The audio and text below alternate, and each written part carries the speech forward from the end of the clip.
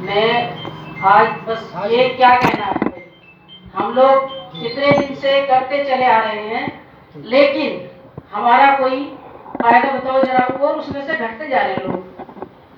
अब पिछली बार जब हम आए थे तो कुछ ज्यादा थे लोग, और इस बार कुछ 4-5 ही दिख रहे हैं। तो क्या हम मतलब बढ़ने की बजाय और घटते ही जा रहे हैं? क्यों अपने परिवार से भी हम सब लोगों को लेकर आए, बाबा साहब के विचारों को सुने करें। जब आएंगे नहीं तो हमें पता कहाँ से चलेगा? तो सब लोग ज्यादा से ज्यादा इकट्ठे होकर आए तभी तो हम बाबा साहब के विचारों को सुनेंगे, जानेंगे। जब हम उस चीज को देख ही नहीं रहे, जान ही नहीं रहे, तो मानेंगे कहाँ से हम? तो मेरा तो यही कहना है भाई, सब लोग ज्यादा से ज्यादा और बाबा साहब के विचारों को मानो और उन पर चलो। उन्होंने अपना सारा जीवन त्याग दिया, तो क्या हम 1 घंटे का समय भी नहीं दे सकते? वो भी कभी कभी होता है, ये भी नहीं है कि रोज। अब आप जाकर देखो इन हिंदुओं के मंदिरों में कितनी भीड़ लगी हुई है, बाजारों में देखो, आज पहला ही दिन है इनका नवरात्रि का। और आप देखो घर घर में क्या दुकानें देखो, घरों में देखो, कितनी चहल पहल इन लोगों की कितनी चली हुई है। क्या हम इतना भी नहीं सोच सकते जिन्होंने हमें सब कुछ दिया, उनके विचारों पर हम चल करके देश को, अपने समाज को अच्छी दिशा निर्देश दें? तो ये सब हमें सोच करके करना चाहिए। जब उन्होंने इतना त्याग किया बाबा साहब ने, और इतना अध्ययन, तो उन्होंने इतने धर्मों को पढ़ने के बाद भाई कौन सा सबसे अच्छा है, उन्होंने इस बारे में सोचा। तो कुछ इतना अध्ययन करने के बाद ही सोचा होगा। हम तो उनके सामने कुछ भी नहीं, ना हमने कुछ पढ़ा। हम अपने महापुरुषों के, बनते जी इनके विचार सुनते हैं, तो इससे हमें मार्गदर्शन मिलता है, हमें भी जानकारी होती है। इतना हम बुक भी नहीं पढ़ पाते, इतना टाइम नहीं हो पाता, जितनी होती पढ़ते हैं, लेकिन विचारों को जब सुनते हैं आकर के तो हम पे ज्यादा फर्क पड़ता है। इसलिए ज्यादा से ज्यादा लोग आएंगे, विचारों को सुनेंगे बाबा साहब बुद्ध भगवान के बारे में, तभी हमें जानकारी होगी। खाली हम आए और भाषण दे के चले जाए, कुछ भी हासिल होने वाला नहीं है। बस मेरा तो यही मानना है। लक्ष्मी जी, मैं उससे अनुरोध करूंगा वो भी इस अवसर पर अपनी बातों को रखें।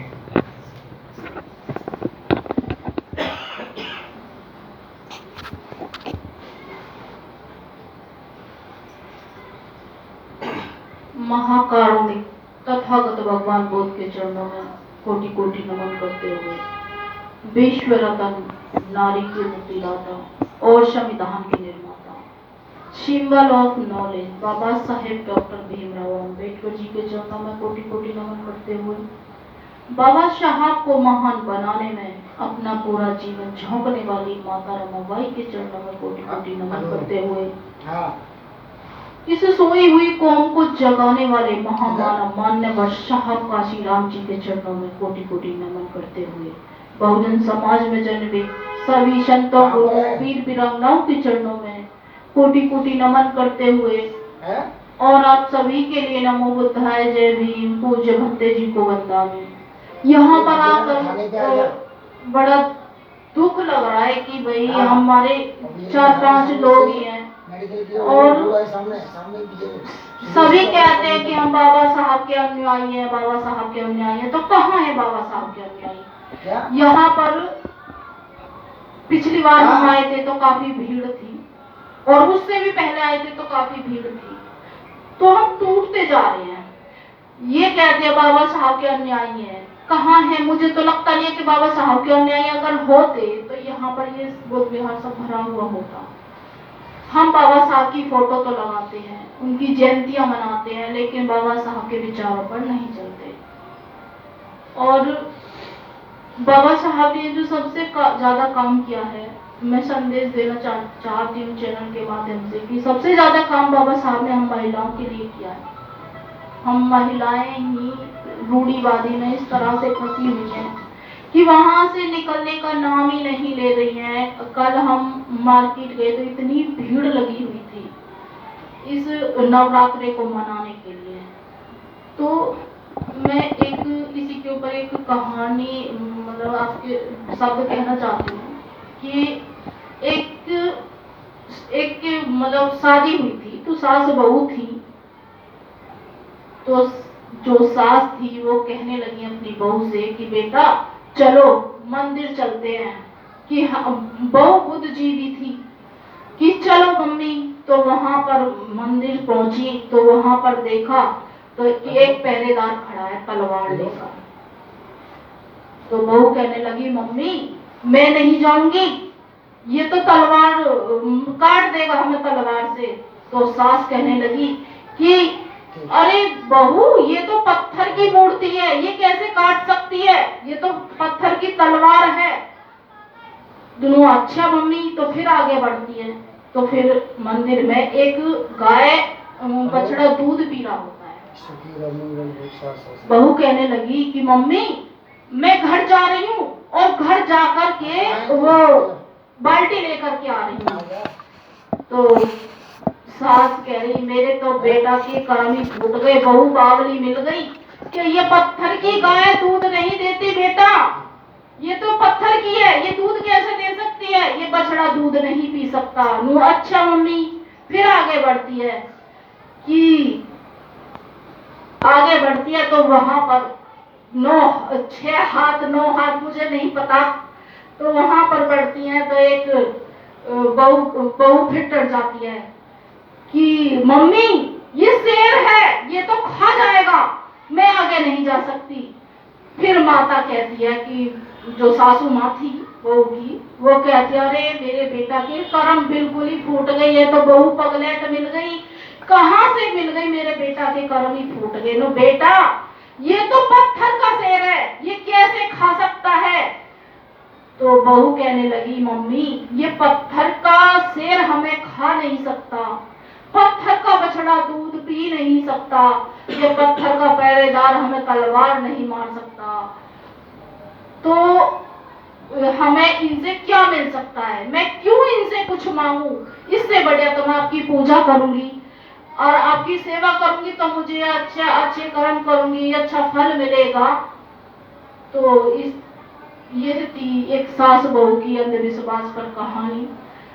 तो हमारी जो माताएं बहनें बहुत ही मतलब रूढ़िवादी में इस तरह से घुसी हुई है। मैं समझती हूँ अगर परिवार से एक महिला भी जागरूक हो जाए तो वो अपनी आने वाली 7 पीढ़ी को जागरूक कर सकती है। एक शराबी व्यक्ति अपने बच्चों को शराब पिलाना नहीं सिखा सकता, लेकिन अंधविश्वासी अगर महिला होगी तो वो अपने परिवार में कूट कूट करके अंधविश्वास इस तरह से कर देगी कि आने वाली उसकी 7 पीढ़ियां गुलाम होगी और उनको फिर गुलामी से कोई नहीं बचा सकता। इसी के साथ अपनी वाणी को विराम देती हूँ। जय भीम, नमो बुद्धाय। वो सास जो थी आगरे की थी, बहू जो थी वो बागो की थी।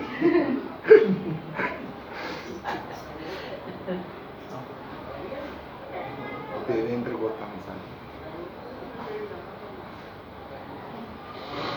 हमारे बीच आज इस महत्वपूर्ण उत्सव पर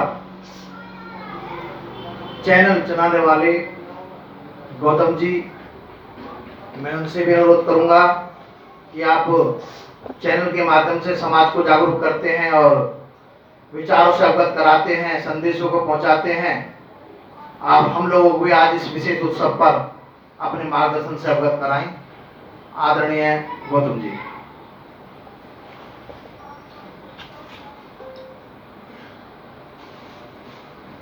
सभी को नमो बुद्धाय, जय भीम।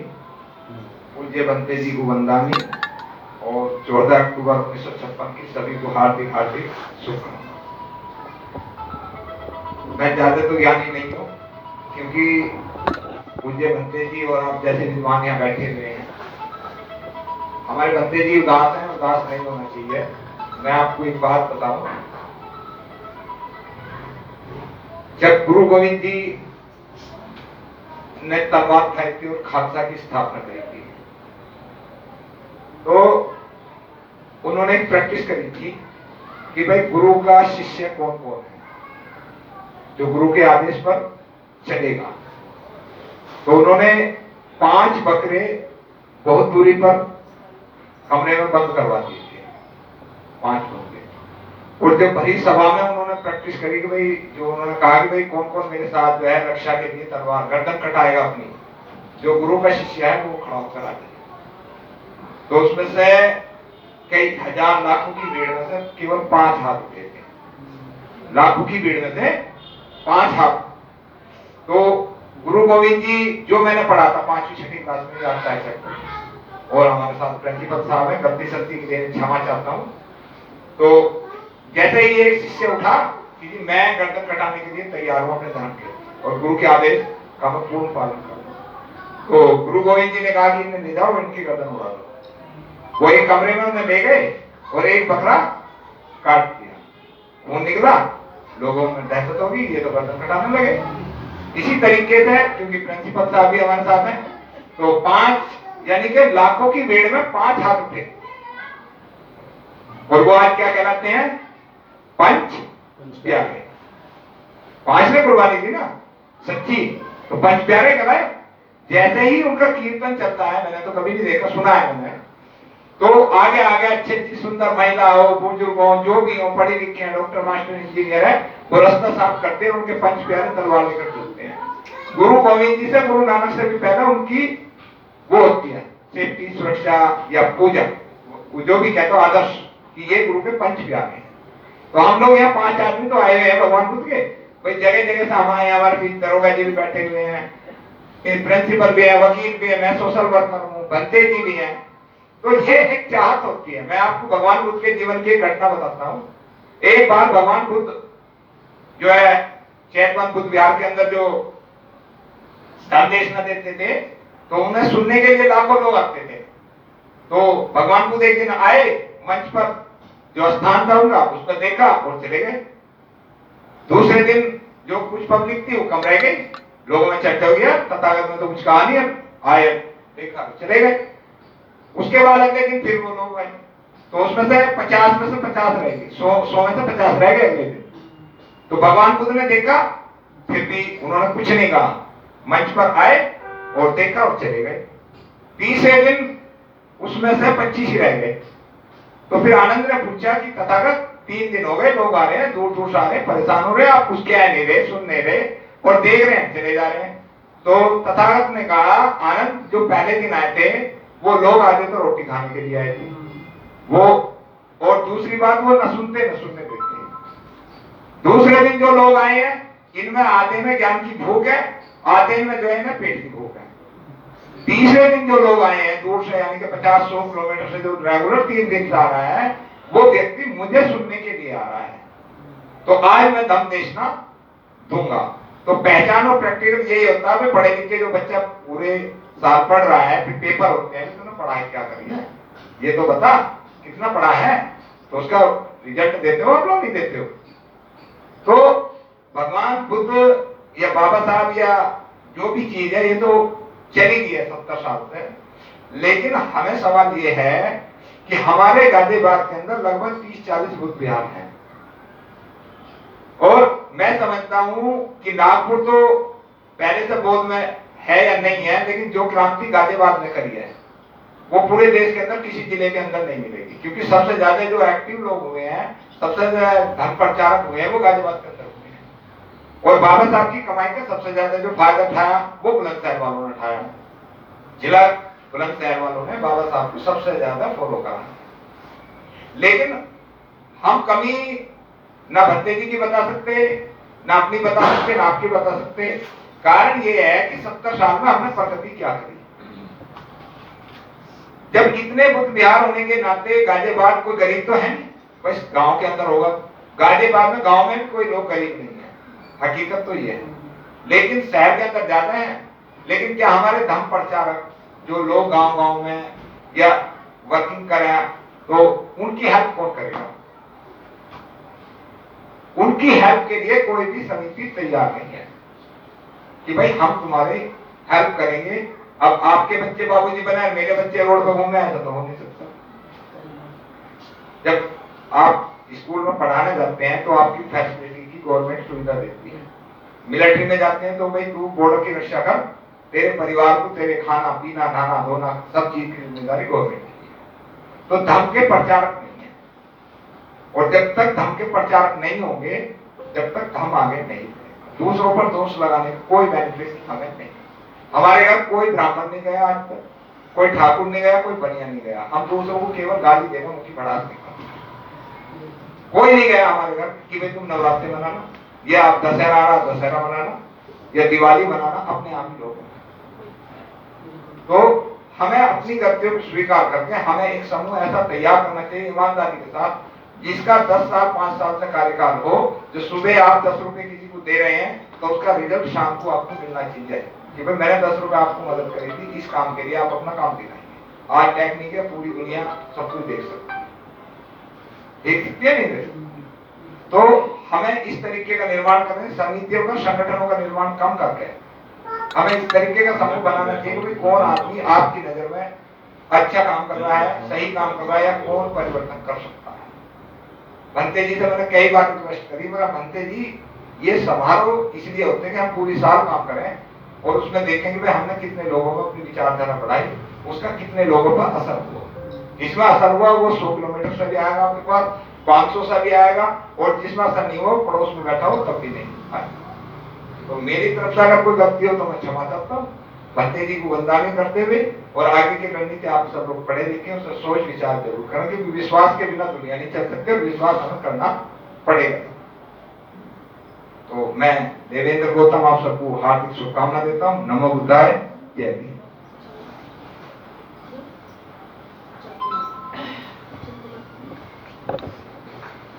श्रद्धेय देवेंद्र गौतम जी का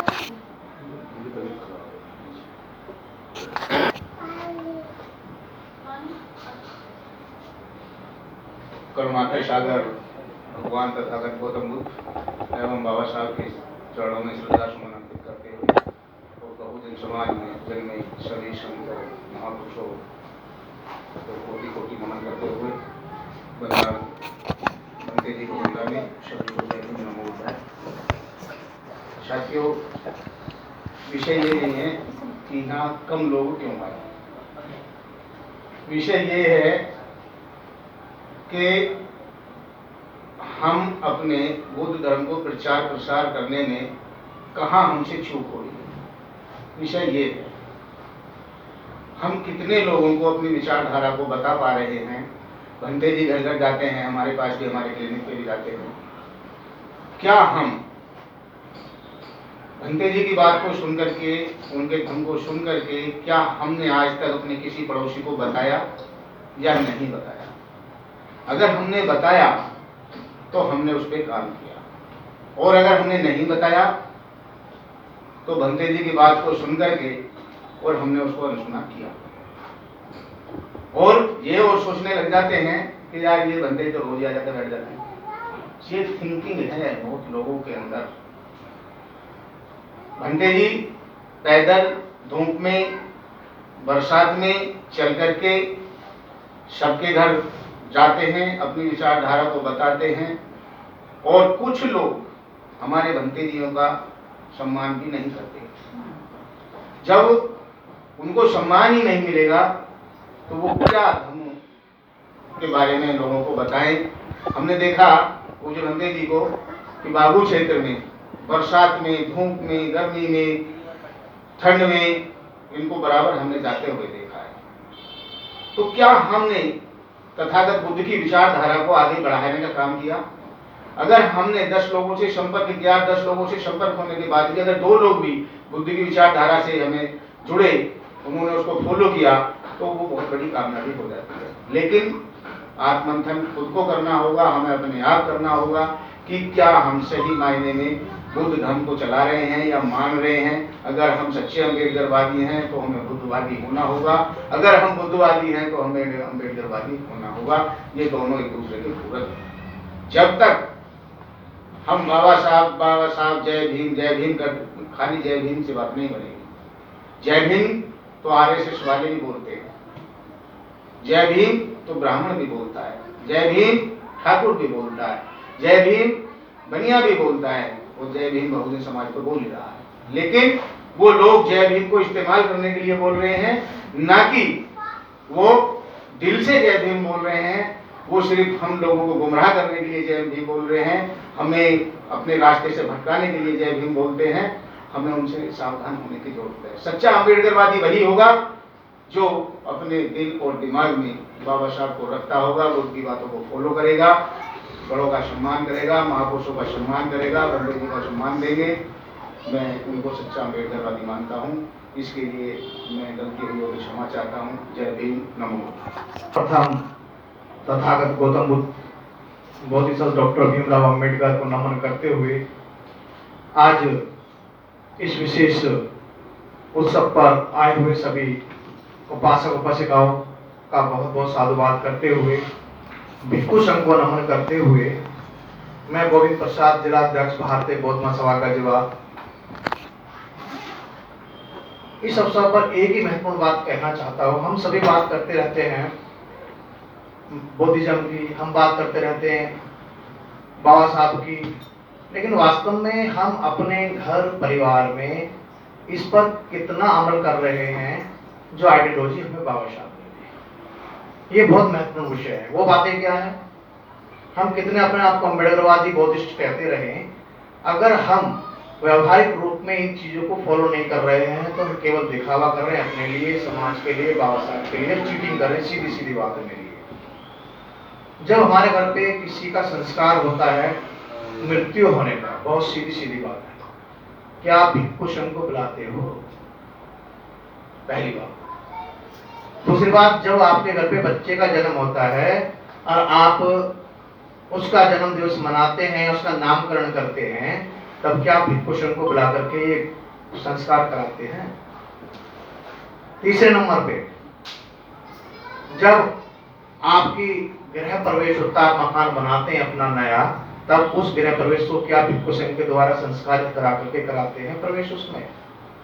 उसमें जब आपकी नौकरी लगती है, आप खुश होते हैं, तो क्या बौद्ध विहार में या बौद्ध स्थलों पर अपने परिवार को लेकर के जाते हो? उसके बाद में जब आप कोई वाहन परचेज करके लाते हैं, तब इसी प्रकार से इस वाहन को क्या बौद्ध विहार में भिक्षु संघ को अपने यहाँ बुला करके संस्कारित कराते हो क्या? अगर नहीं करा रहे तो सब के सब एक नंबर के झूठे हैं, चीटर हैं, समाज के लिए भी, बाबा साहब के लिए भी। रही बात मेरी, मैं 100% कराता हूँ। अभी कोरोना काल में मेरे बड़े भाई का एक्सपायर हुआ, बॉडी नहीं मिल रही थी, जैसे तैसे करके बॉडी मिल गई। बॉडी मिलने के बाद में हम ये सोच रहे थे कि भाई लगभग 30 दिन एडमिट रहे, तो घर पे जाकर के लंबे समय तक रखने कोई फायदा है नहीं। इन्फॉर्म कर दिया जो भी आ जाएंगे, और उसके बाद में फिर मैंने 2 भिक्षुओं को सीधा कहा कि आप तुरंत पहुंचिएगा। भिक्षु संघ वहाँ पहुंचे, घर पे संस्कार करा करके मैंने भी आप वहाँ भी पहुंचे हिंडा नदी पर, जबकि ऐसा समय कोई भी नहीं कर रहा था। मैंने लेकर बुलाया, गए वो, और अब तक जितने भी हुए 95 में मेरी शादी हुई, बहुत दर्द शुरू। तो हम कितने ही अपने आप को अम्बेडकरवादी कहते रहे, बौद्धिस्ट कहते रहे, अगर जो काम हम ये नहीं कर रहे हैं तो हम केवल दिखावा मात्र का काम कर रहे हैं। और यही कारण है कि 14 अक्टूबर 1956 को बाबा साहब ने बौद्ध धर्म ग्रहण किया, लगभग 70 वर्ष हो गए। उस समय पर जितनी हमारी संख्या बौद्धों की थी, हम उस समय 3.75 करोड़ 3 करोड़ 75 लाख थे, और आज की डेट में हम 4 करोड़ 15 लाख। 70 वर्षों में केवल 40 लाख बढ़े। 70 वर्षों में। क्यों? क्योंकि बाबा साहब के आरक्षण का तो हमने लाभ लिया, और उसके बाद में डपली बजाते रहे, भोले की और राधे की, उनकी हम डपली बजाते रहे। आज भी यही चल रहा है। मैं ये बात नहीं करता कि बाजार में कितनी भीड़ है, मंदिरों पे कितनी भीड़ है। अच्छी बात है, भीड़ रखो। हमें तो ये कि हमारी भीड़ कितनी है बौद्ध विहारों में, हमारी भीड़ कितनी है अम्बेडकर भवन में, हमें तो इससे मतलब होना चाहिए। अब वो जो वहां पर जा रहे हैं, चाहे वो हमारे समाज के सही और चाहे वो अन्य धर्म के सही, तो वो तो सारे के सारे, हम तो उनको हिंदू ही मान के चल रहा है। तो मेरा उससे लेना देना क्या? तुम मरो तो मैं मरो। अच्छी बात है, और ऐसे लोग आने नहीं चाहिए। लेकिन विषय यह है कि जो लोग पढ़ लिख गए हैं, नौकरी पा गए हैं, साधन संपन्न है, मकान, दुकान, कोठी, बंगले, कार आदि सभी चीज है, उसके बावजूद भी वो इस संस्कार को नहीं कराते हैं और ऐसे अवसरों पर नहीं आते हैं। सोचने का विषय तो ये है।